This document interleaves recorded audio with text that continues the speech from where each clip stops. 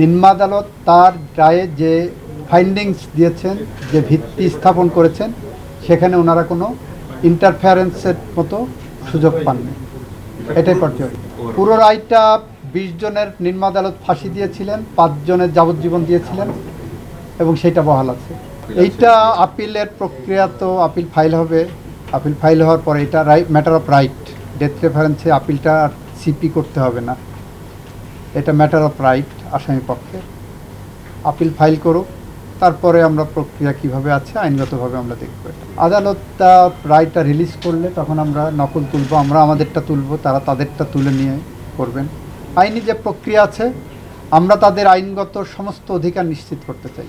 এইটা আমার রেকর্ডে আসেনি, আমার কাছে আসেনি। আমি পত্রিকা আপনাদের মতোই দেখেছি, মিডিয়াতে। যদি এরকম ঘটনা ঘটে থাকে, নিশ্চয়ই কারাগার কর্তৃপক্ষ এটা তদন্ত করবেন এবং তাদের আইনানুগভাবে যা করণীয় সেটা করবেন।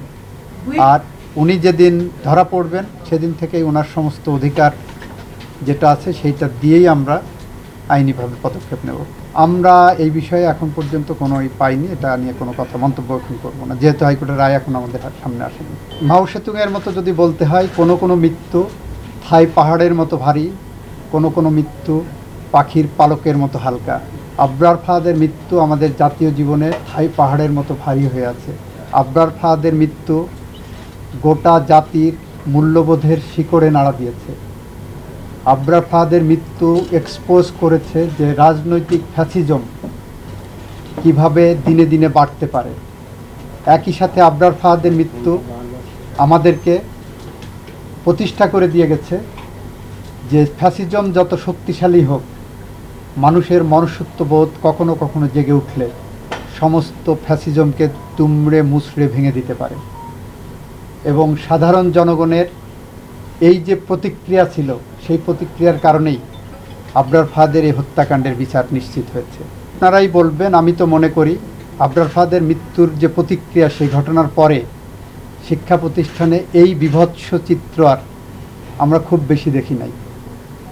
তার আগে আপনারা দেখবেন রামদাও নিয়ে শিক্ষা প্রতিষ্ঠানের ভিতরে কোপানো হচ্ছে, এটা করা হচ্ছে, ওটা করছে। এখানে শিক্ষা প্রতিষ্ঠানের সহিংসতা ছিল, সেটা ফ্যাসিজমের যে বৈশিষ্ট্য, সেই বৈশিষ্ট্যগুলোর ওখানে প্রয়োগ। আপাতত মনে হবে যে সব ঠিকঠাক আছে, বাস্তবে এমনভাবে নিয়ন্ত্রণ করা হতো। আবরার ফাহাদের মৃত্যু সেই জায়গাটাকে একটা পজ দিয়ে গেছে। আবরার ফাহাদ তার জীবন দিয়ে এরকম অসংখ্য অগণিত আবরার ফাহাদের জীবন রক্ষা করে গেছে। আবরার ফাহাদের মৃত্যুর মধ্য দিয়ে বাংলাদেশের ছাত্র সমাজ, মেধাবী ছাত্র একটা নতুন জীবন পেয়েছে।